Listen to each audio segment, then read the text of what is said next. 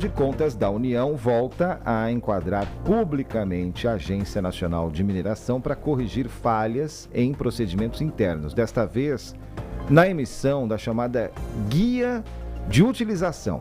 As críticas mais duras partiram do presidente do tribunal, o ministro Vital do Rego, que classificou como escandaloso, são palavras dele, é uma palavra dele, o que tem acontecido na regulação e na fiscalização do setor.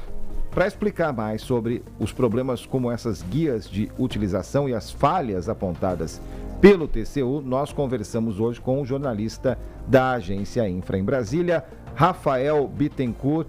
Bom dia para você, Rafael. Que história é essa? Do que nós estamos falando? O que isso traz para nós que estamos ouvindo aqui a programação? Bom dia, Felipe. Bom dia, Joana.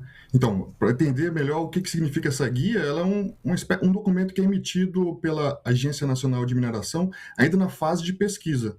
Isso só para casos especiais e em condições também muito especiais, para que o minerador não entre de fato na fase de operação, de lavra naquela área. Mas só que o que o tribunal observou foi que, ao longo dos últimos anos, houve uma espécie de banalização do uso desse instrumento regulatório, né? E acaba que a agência vinha liberando sem maiores critérios e estendendo o prazo, prorrogando indefinidamente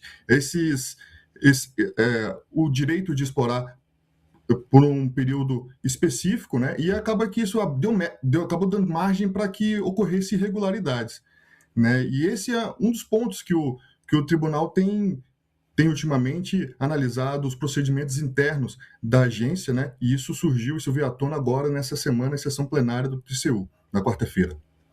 E quais são as falhas apontadas pelo TCU?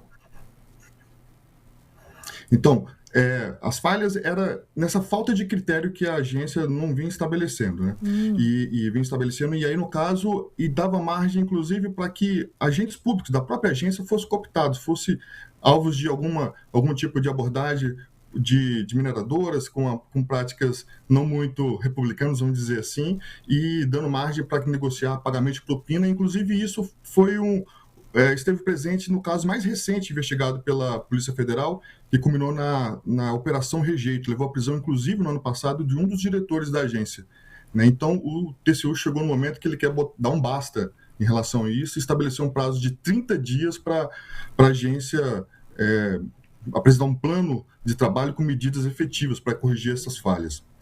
Bom, e em termos de impacto para o mercado, já que a gente está enxergando aí uma corrida mundial, né, estratégica na área da mineração, o que isso pode trazer, inclusive de ruim, em termos de atraso de negociações? Já se pode calcular isso?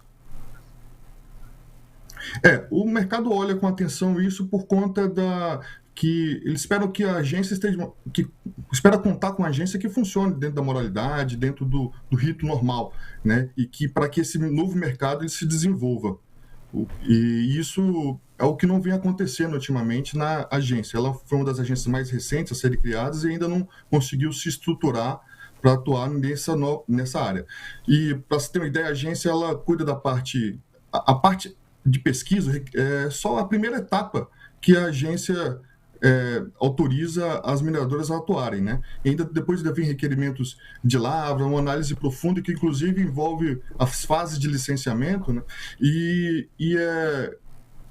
Isso ocorrendo da forma mais no curso normal, dentro do que estabelece a regulação, a legislação do setor, isso tende a reduzir a insegurança jurídica dos investidores, que têm olhado para o Brasil, olhados para as reservas de minerais críticos em especial, né, que enxergando como uma grande oportunidade agora com o aumento da demanda na transição energética, onde o Brasil é visto como um potencial líder, né, se aproveitar da melhor forma esses recursos naturais. Jornalista da Agência Infra em Brasília, Rafael Bittencourt. A Agência Infra sempre conversa conosco toda sexta-feira, nesse horário aqui no TMC 360. Bom fim de semana para você.